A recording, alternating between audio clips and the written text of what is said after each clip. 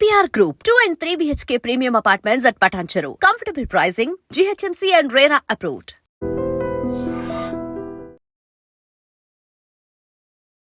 స్వాభిమానానికి ఒక గుర్తుగా ఒక పర్వంగా సెలబ్రేట్ చేసుకుంటూ అంత పెద్ద ఎత్తున ఉత్సవాలు జరపాలా? దాని బదులు ఇంకా వేరే టెంపుల్సో లేకపోతే దాని బదులు ఇంకా మనకు కావాల్సినటువంటి దేశం గురించో ప్రజల గురించో ఆలోచించవచ్చు కదా అంటే చరిత్రలో జరిగినటువంటి డిస్ట్రక్షన్. ఇప్పుడు మనం ఎన్నుకుంటున్నాం, ఎన్నికలు వస్తున్నాయి, మన ప్రభుత్వాన్ని మన కోసమే అనేటువంటి పాలన అనేది జరుగుతుంది. ఇంతకాలం జరగలేదంటారా? అది ఇప్పుడు కూడా జరగట్లేదు. సరే, మన్మోహన్ సింగ్ 10 సంవత్సరాలు పరిపాలించాడా? కానీ ఇప్పుడు జరుగుతున్నటువంటి ప్రధానమంత్రి నరేంద్ర మోదీ వచ్చిన తర్వాత హిందూ మతానికి, హిందూ ధర్మం పేరుతో ఎక్కువగా కార్యక్రమాలు చేస్తున్నారు. అందులో టెంపుల్స్ పరిరక్షణ కావచ్చు, టెంపుల్ కన్స్ట్రక్షన్ కావచ్చు, ఎక్కువ ఫోకస్ అంతా దీని మీదే ఉంది అనే మాట కాదంట. ఇది మత నిరపేక్ష రాజ్యం కావచ్చు, కానీ ధర్మ నిరపేక్ష రాజ్యం కాదు. మా నెహ్రూ ఏనాడు కూడా హిందువులకు చేసింది ఏమీ లేదు. కాంగ్రెస్ కూడా నేను చెప్తున్నాను.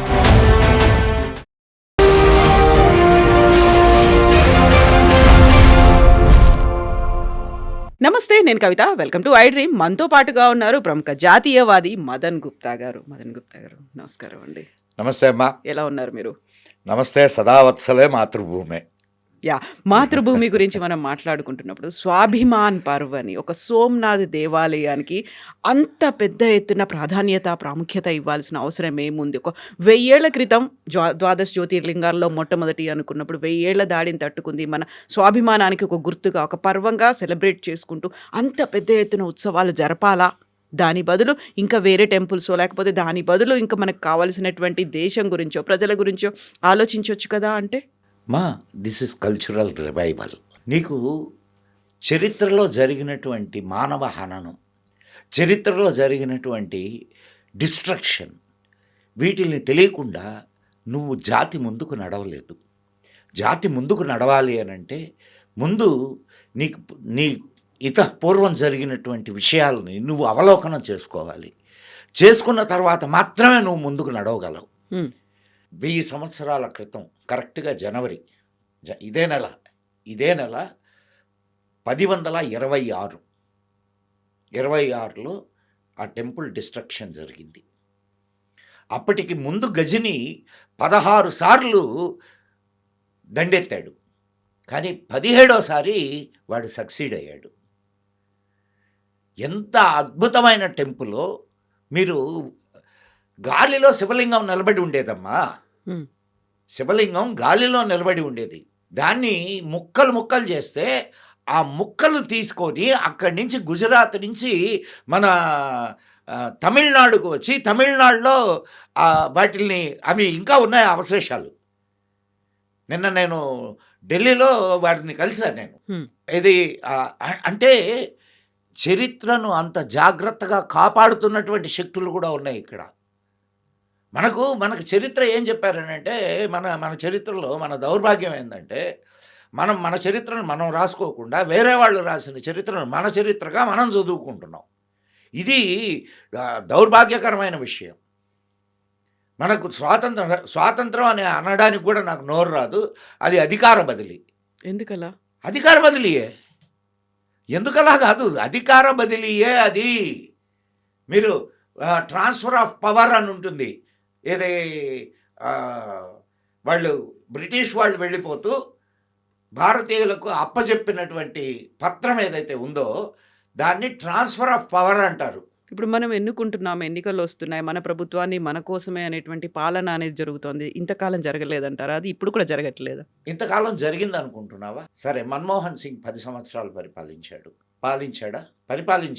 మనకు కావాల్సినటువంటి సంస్కరణలు కావచ్చు, మన దేశ అభివృద్ధి కోసం ఆర్థిక రంగంలో భారతదేశం హిందూ దేశమా కాదా? ఒక్కదానికి సమాధానం చెప్పు నాకు. హిందూ దేశమా కాదా భారతదేశం? ఈ మధ్యలో మళ్ళీ మనకి లౌకికము, సెక్యులరు ఇలాంటివన్నీ వచ్చాయి. అది కాదంటారా? అమ్మా, సెక్యులర్ అనే పదం ఎప్పుడు చేర్చబడింది ఈ రాజ్యాంగంలో? అసలు ప్రియాంబుల్ని మార్చడానికే లేదు అనేది రాజ్యాంగ కర్తలు నిర్దేశించినటువంటి విషయం. మరి ఇది సెక్యులర్ దేశం అయితే రాజ్యాంగం రాసేనాడు వాళ్ళు దాంట్లో సెక్యులర్ అనే పదాన్ని ఎందుకు పెట్టలేదు? ఆలోచించారా ఎవరైనా? సెక్యులర్ అనే పదము ఎప్పుడు దీంట్లో చొప్పించబడింది? మన రాజ్యాంగంలో ఎమర్జెన్సీ టైంలో చొప్పించబడింది. న్యాయస్థానాల నోరు నొక్కి, పార్లమెంటు నోరు నొక్కి ఆ 2 పదాలు సెక్యులర్, సోషలిస్ట్, ఈ 2 పదాలు ప్రియాంబుల్లో చేర్చబడ్డాయి. ప్రియాంబుల్ మార్చడానికే లేదనేది రాజ్యాంగం చెప్తుంది. అంటే ఇప్పుడు నువ్వు దొంగ సెక్యులరిజమేనా కాదా ఇది? అవునా కాదమ్మా? అండ్ రైట్, పోనీ హిందువు ఎప్పుడు సెక్యులరేనమ్మా. హిందువు సెక్యులర్ కాకపోతే ఈ దేశంలో ఒక్క ముస్లిం కానీ ఒక్క క్రిస్టియన్ కానీ బ్రతికేవాడా? సో ముందు నుంచి మన దేశంలో ఉన్నారు కదా వాళ్ళు. మన మన అదే నేను భారతీయతను చెప్తుంది, ముందు నుంచి ఉన్నారు. ముందు నుంచి హిందూ ఈ సెక్యులరిజము ఇవన్నీ లేనప్పుడు కూడా ఉన్నారు వాళ్ళు. అవునా కాదా? హ్మ్. వాళ్ళని బ్రతకనిచ్చారా లేదా హిందువులు? ఇక్కడ వాళ్ళు మసీదులు కట్టుకోవడానికి అవకాశం ఇచ్చారా? ఇచ్చారా లేదమ్మా? ఉంది. ఆ? మరి సెక్యులర్లా కాదా హిందువులు? హిందువే ఫెనటిక్ అయితే ఒక్క ముస్లిం ఉండడు, ఒక్క క్రిస్టియన్ ఉండడు ఈ దేశంలో. హ్మ్. అవునా కదా? సో హిందువుకి ప్రత్యేకంగా సెక్యులరిజం బోధించాల్సిన పని లేదు. కానీ ఈనాడు ఆ సెక్యులరిజం అనే పేరుతో హిందువుల నోళ్లు నొక్కుతున్నారు, హిందువుల గొంతులు బిసుకుతున్నారు. భారతదేశంలో తన దేశంలో తాను 2వ తరగతి పౌరుడిగా తయారయ్యాడు హిందువు. కానీ ఇప్పుడు జరుగుతున్నటువంటి ప్రధానమంత్రి నరేంద్ర మోదీ వచ్చిన తర్వాత హిందూ మతానికి, హిందూ ధర్మం పేరుతో ఎక్కువగా కార్యక్రమాలు చేస్తున్నారు. అందులో టెంపుల్స్ పరిరక్షణ కావచ్చు, టెంపుల్ కన్స్ట్రక్షన్ కావచ్చు, ఎక్కువ ఫోకస్ అంతా దీని మీదే ఉంది అనే మాట కాదంట. తప్పే ఉన్నది. This is your culture. Here the majority peoples are Hindus. కాదా? హిందువులు కాదా ఇక్కడ మెజారిటీ? అవును. మరి మెజారిటీ పీపుల్ అనుసరిస్తున్నటువంటి మతము అనడం లేదు, ధర్మము. ధర్మానికి ఎవడు కాపు కాయాలి? ఇది మత నిరపేక్ష రాజ్యం కావచ్చు, కానీ ధర్మ నిరపేక్ష రాజ్యం కాదు. Please note this point. మత నిరపేక్ష రాజ్యం అంటే religious, this is not religious state, this is ధర్మ స్టేట్. ధర్మము అనేది లేకపోతే ఏ దేశము నిలబడదు. ఇది బాగా ఆలోచించండి. ధర్మానికి మతానికి ఉన్నటువంటి తేడా అది. అయోధ్యలో రామాలయ నిర్మాణం కావచ్చు, ఉజ్జయిని మహాకాల్ మళ్ళీ దాన్ని రెనోవేట్ చేయడం కావచ్చు, సోమనాథ్ మందిరం కావచ్చు, వీటన్నిటినీ హిందూ ధార్మిక సంస్థలుగా చూస్తున్నారా, లేకుంటే హిందూ మతానికి సంబంధించినటువంటి ఒక ఆలయాల పునరుద్ధరణ? అవి నీ ధర్మానికి ప్రతీకలు. అమ్మా, ఇక్కడ నువ్వేమనుకుంటున్నావు అంటే ఒక టెంపుల్ అని అంటే ఒక దేవుణ్ణి అక్కడ పెట్టి అందరూ పూజ చేస్తున్నారు. That is not temple. Temple has very big radius. Temples ఈ దేశంలో పోషించినటువంటి పాత్ర అంతా ఇంత కాదమ్మా. ఒక టెంపుల్ ఊరినంతా కట్టి ఉంచుద్ది. మీ స్వగ్రామం ఏది? వరంగల్, గూడూరు. గూడూరు కదా. గూడూరులో టెంపుల్ ఉందా? ఉంది. శివాలయం ఉంది. శివాలయం ఉంది. శివాలయాన్ని ఎవరెవరు మెయింటైన్ చేసేవారు? మీ నాన్నగారిని అడుగు, నువ్వు కాదు. నీ ఏజ్ వచ్చేసరికి అన్నీ మారిపోయి హారతైపోయినాయి. మీ నాన్నగారిని అడుగు. అక్కడ స్వామికి నైవేద్యం పెట్టడానికి కుండలు ఒకరు తయారు చేసేవారు. గుడిని శుభ్రం చేయడానికి ఒక కులం వాళ్ళు చేసేవాళ్ళు. లోపల అర్చన ఒక కులం వాళ్ళు చేసేవాళ్ళు. దానికి కావలసినటువంటి దేవుణ్ణి మోసేటటువంటి కులం ఒకటి ఉండేది. ఇట్లా అన్ని కులాలు కలిసి అక్కడ దేవుణ్ణి సేవించేవాళ్ళు. సో దీనివల్ల నీకేమర్థమవుతుంది? సో విలేజ్ ఇంటెగ్రిటీని సాధించిందా లేదా అది? ఈరోజు మనం తిరుపతిని తీసుకుందాం. తిరుపతికి ఎక్కడి నుంచి వస్తారు? దేశ విదేశాల నుంచి వస్తారు. దేశ విదేశాల నుంచి వస్తారు. నీ దేశంలో ఉన్నటువంటి అన్ని స్టేట్ల నుంచి వస్తారు. సో నేషనల్ ఇంటిగ్రిటీ అక్కడ ఉన్నదా లేదా? అదొక్కటే కాదమ్మా, ఒక న్యాయ వ్యవస్థ అది. స్వామి ముందు కూర్చొని, స్వామి ముందు మండపంలో న్యాయాలు చెప్పేవాళ్ళు. అవును.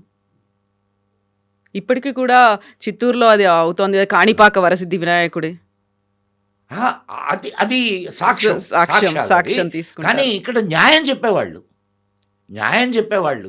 ఇక్కడ నీ కల్చర్కి సంబంధించినటువంటి అన్ని విషయాలు టెంపుల్తో కనెక్ట్ అయి ఉండేవి.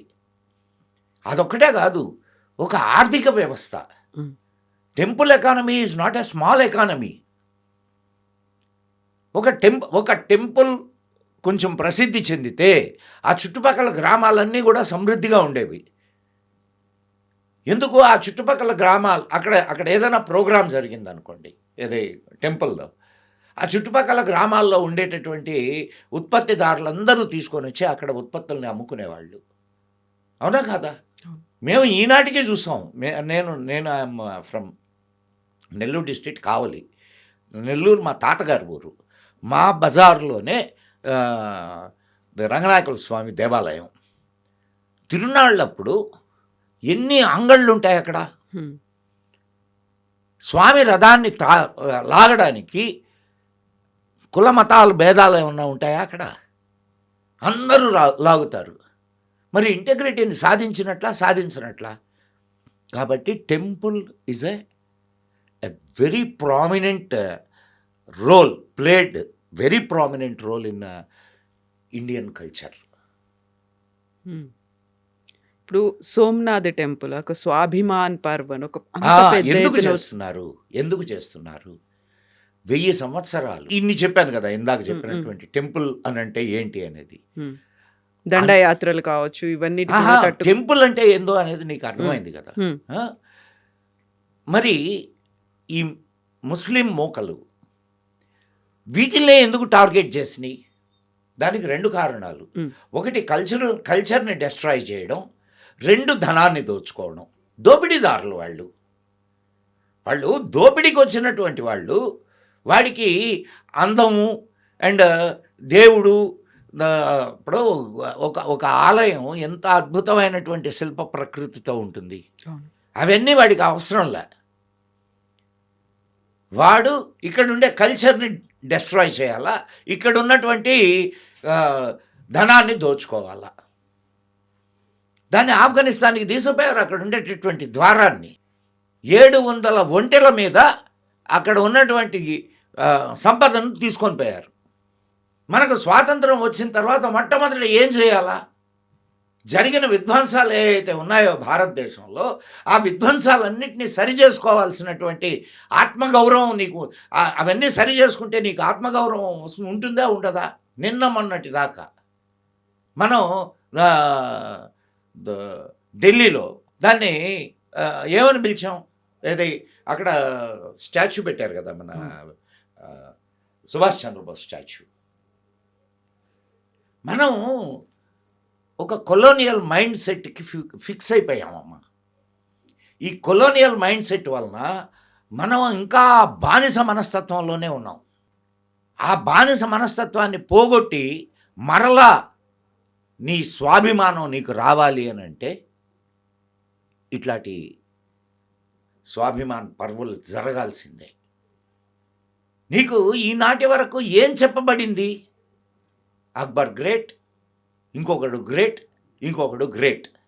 నిన్ను దోచుకోవడానికి వచ్చి నీ స్త్రీలను చెరచి 1000 సంవత్సరాల కాలంలో ఎంతమంది చంపబడ్డారో తెలుసా నీకు? 1000 సంవత్సరాలు కాదు, కానీ 8 కోట్ల మంది హిందువులు చంపబడ్డారు. ప్రపంచంలో ఎవడైనా దీని గురించి ఆలోచిస్తున్నాడా, మాట్లాడుతున్నాడా? 8 కోట్ల మంది హిందువులు. హిందూ కుష్ పర్వతాలు అని అంటారు. హిందూ కుష్ అంటే హిందువులు ఆనందంగా జీవించే పర్వతం కాదు. కుష్ అంటే చంపడం. హిందువుల రక్తంతో తడిసినటువంటి పర్వతాలు అవి. పైనుంచి కింది దాకా ధారాళంగా పారింది అని అటువంటి మానవ హననం జరిగింది ఇక్కడ. కానీ అవన్నీ కప్పిపెట్టారు. కప్పిపెట్టి మనల్ని దోచుకోవడానికి వచ్చినటువంటి వాళ్ళని హీరోలను చేశారు. రోమిలా థాపర్ కానివ్వండి, ఇర్ఫాన్ హబీబ్ కానివ్వండి. అసలు మనకు స్వాతంత్రం వచ్చిన తర్వాత మొట్టమొదటి విద్యాశాఖ మంత్రి ఎవడు? మౌలానా అబుల్ కలాం ఆజాద్. ఎవడతను? Who is Maulana Abul Kalam Azad? He is an Iranian. He is not at all Indian born. అసలు భారతదేశానికి స్వాతంత్రం ఏ పేరు మీద వచ్చింది? సోమనాథ దేవాలయం మనకు స్వాతంత్రం వచ్చిన తర్వాత కట్టుకోవడానికి ఎన్ని అడ్డంకులు కల్పించాడు నెహ్రూ మహానుభావుడు. నవానగర్ రాజా జామ్ సాహెబ్ ఆయన మున్షి అండ్ మన పటేల్జీ వీళ్ళందరూ ఒక కమిటీగా ఏర్పడి దాన్ని పునరుద్ధరించాలి అనుకున్నాడు. అనుకుంటే నెహ్రూ దానికి అడ్డుపడ్డాడు. ఎందుకనంటే దానికంటే ముందు లియాఖత్ అలీ ఖాన్తో ఓ ఒప్పందం జరిగింది. 1951లో దీని నిర్మాణం ఇవన్నీ జరిగినాయి. దానికి ముందు లియాఖత్ అలీ ఖాన్తో ఒప్పందం జరిగింది. ఆ ఒప్పందంలో హిందువులు అక్కడే ఉంటారు, ముస్లింలు ఇక్కడే ఉంటారు. ఇంకా విభజన ఎందుకు? ఎక్కడుండేవాళ్ళు అక్కడుండేదానికి. అందుకే అంబేద్కర్ మహాశయుడు చాలా గొప్పగా చెప్పాడు, ఆఖరి ముస్లిం భారతదేశం వదిలేంత వరకు, ఆఖరి హిందువు భారతదేశానికి వచ్చేంత వరకు విభజన పూర్తయినట్టు కాదని. సో అండ్ ఆనాడు ప్రభుత్వం డబ్బు మాకు అవసరం లేదు, మేము మా ఆలయాన్ని కట్టుకుంటాం, ఇది మా కల్చరల్ రివైవల్ అని చెప్పి వీళ్ళందరూ ఆలయ నిర్మాణాన్ని మొదలుపెట్టారు. నిన్న ఎలాగైతే రామజన్మభూమికి ప్రభుత్వం నుంచి ఏమీ ఆశించకుండా డబ్బులు తీర్థక్షేత్ర ట్రస్ట్ ఒకటే ఏర్పడి డబ్బులు ఎట్లయితే ఇచ్చేసినాయో అట్లనే చేశారు ఆనాడు కూడా. కానీ ఈ దుర్మార్గుడైనటువంటి నెహ్రూ బౌద్ధ క్షేత్రాల అభివృద్ధికి అండ్ ముస్లిం ఈ మసీదుల అభివృద్ధికి ధనాన్ని ఇచ్చాడు. వీడు సెక్యులర్. ఎంత దౌర్భాగ్యం! హిందువు కట్టుకోవడానికి అవకాశం లేదు, వీళ్ళు కట్టుకోవడానికి నువ్వు డబ్బులు ఇస్తావా? అండ్ వీళ్ళు ఏం చేశారు, జామ్ సాహెబ్ వాళ్ళు మొత్తం ప్రపంచంలో ఉండే అనేక దేశాలకి, అయ్యా మన ఎంబసీలు ఉన్నాయి కదా, ఎంబసీలకి లెటర్లు రాశారు. ఏమని? అయ్యా మీ దేశం నుంచి అంత మట్టి, అక్కడ ఉండే నదుల నీళ్లు అని పంపించండి, అంటే స్వామికి అభిషేకం చేయడానికి. దీనివల్ల మనము విశ్వభ్రాతృత్వాన్ని కోరుతున్నాం అనే సంగతి ప్రపంచానికి వెల్లడి చేయడానికి ఈ మాట అడిగారు. అడిగితే పణిక్కర్ అని ఒక ఎదవ ఉన్నాడు, వాడు చైనా ఎంబసీ హెడ్. వాడు నెహ్రూకి లెటర్ రాస్తాడు. ఏమనంటే, చైనాలో నేను ఈ మట్టి నీళ్లు అడిగితే వాళ్ళు ఏమనుకుంటారు, అండ్ ఈ మట్టి నీళ్లు పంపించడానికి అయ్యే ఖర్చు నేను దేంట్లో రాయాలి అని. దానికి ఇక్కడున్నటువంటి మొహమ్మద్ నెహ్రూ ఏమని చెప్తాడయానంటే, మళ్ళా లెటర్ రాస్తాడు. ఇవన్నీ నేను చెప్తున్నాయి కాదు, ఇవన్నీ లెటర్స్ ఉన్నాయి, రికార్డ్స్లో ఉన్నాయి. నేనేం చేయమంటారు? ఎవరు ఒప్పుకోవడం లేదు, నా మాట ఎవరు వినడం లేదు. నేను అప్పటికీ రాజేంద్ర ప్రసాద్ గారు అప్పుడు రాష్ట్రపతి, ఆయనను వెళ్ళవద్దన్నాను ఆ కార్యక్రమానికి, అయినా వారు వెళ్ళారు అని అతనికి రాసి లెటరు కేఎం మనిషిని పిలిపించి తిట్టాడు. ఎందుకనంటే పటేల్ని పిలిచి తిడితే ఇంకొక 4 ఎక్స్ట్రా తిట్లు ఆయన తినాల్సి వస్తుందని. మీరు ఎట్లా రాస్తారు మట్టి నీళ్లు పంపించడం? ఏం మట్టి నీళ్లు పంపించడానికి అది ఒక పెద్ద విషయమా? పంపించమని అడగడం పెద్ద విషయమా? పంపిస్తే అదొక అవమానమా? అమ్మ, నెహ్రూ ఏనాడు కూడా హిందువులకు చేసింది ఏమీ లేదు. కాంగ్రెస్ కూడా, నేను చెప్తున్నా, కాంగ్రెస్లో హిందువుల గురించి మాట్లాడేటటువంటి వాళ్ళు చాలామంది ఉన్నారు. ఇది అర్థం కావట్లేదు ప్రజలకి. ఈ దేశపు కల్చర్ని కాపాడడానికి ఏ ఒక్క నాయకుడు, కాంగ్రెస్ నాయకుడు ప్రయత్నం చేయలేదు. ఒకవేళ కొంచెం ప్రయత్నం చేసినటువంటి లాల్ బహదూర్ శాస్త్రిని ఎంత దారుణంగా చంపారో మీకు తెలుసు. వివాదాస్పదం. అది ఇంకా వివాదాస్పదమనే అంటున్నాం మనం. It was a clear murder. Post mortem చేసిన డాక్టర్ ఫ్యామిలీతో సహా లేపేశారమ్మా. సో ఇక్కడ మళ్ళా సోమనాథ దేవాలయానికి వద్దాం. సోమనాథ దేవాలయం పూర్తయింది. దాని ఇనాగరేషన్ లోపలనే పటేల్ గారు చనిపోయారు. సో ఆ ఇనాగరేషన్కి ఈయన వెళ్తానన్నారు. ఎవరు? మన బాబు రాజేంద్ర ప్రసాద్. నువ్వు వెళ్ళడానికి లేదు అని అంటే నీవు అనడానికి అధికారం నీకు లేదని చెప్పి బాబు రాజేంద్ర ప్రసాద్ గట్టిగా చెప్పారు. నెహ్రూ దీనికి ఏ విధమైనటువంటి ప్రచారం ఇవ్వద్దు అని చెప్పి తన చేతిలో ఉన్నటువంటి ఆల్ ఇండియా రేడియోకి లెటర్ రాస్తాడు. ఆల్ ఇండియా రేడియోకి లెటర్ రాశాడు. That was not related. అప్పుడు రేడియోనే కదమ్మా, రేడియో పత్రికలు. అంతటి నీచుడమ్మ వాడు. వీధి వీధిన విగ్రహాలు పెట్టుకొని మనం పూజిస్తున్నాము. ఇప్పుడు ఒక దేవాలయాన్ని కట్టడం అది మన స్వాభిమానానికి చిహ్నం అన్నప్పుడు ఆ తర్వాత రివైవల్ తర్వాత ఏ ఏ కార్యక్రమాలు చేస్తారు, ఏం చేస్తారు? కేవలం అక్కడికి వెళ్ళి దర్శనాలు చేసుకొని రావడం. ఇది హిందూ ఆత్మవిశ్వాసాన్ని పెంపొందించేటటువంటి కార్యక్రమం. అక్కడ నువ్వు చూసేది ప్రస్తుతం ఉన్న దేవాలయం కాదు. నువ్వు బాగా గుర్తుపెట్టుకోమ్మా, ప్రస్తుతం ఉన్న దేవాలయం కాదు, ఆ చరిత్ర, దాని విధ్వంసం, దాని నిర్మాణం వెనుక ఉన్నటువంటి దాష్టీకాలు. ఆ ప్రదేశానికి వెళితే సోమనాథ దేవాలయానికి నేను విజిట్ చేసినప్పుడు ఎంత అంటే ఉద్వేగానికి గురి అయ్యానో నాకు తెలుసు. ఈనాటికి నువ్వు కాశీ దేవాలయంలోకి ఎంటర్ అవుతూ ఉంటే మసీదు పక్క నుంచి గోడలు కనిపిస్తాయి నీకు, ఈ దేవాలయం గోడలని. ఏంటి బ్రదర్హుడ్? ఎక్కడ బ్రదర్హుడ్?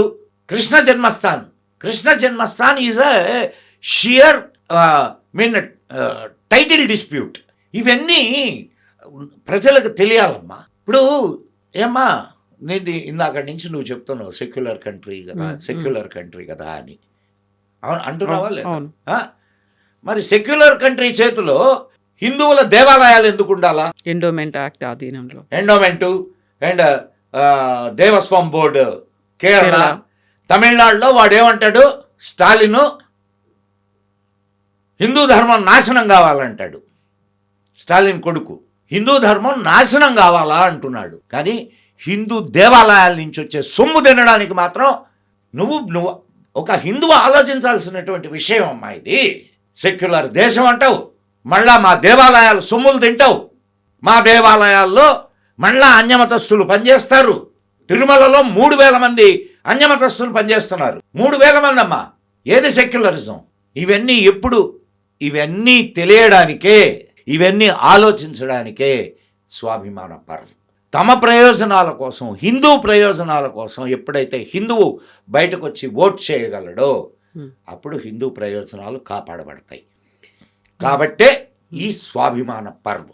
ఎస్ అండి, thank you so much. Thank you.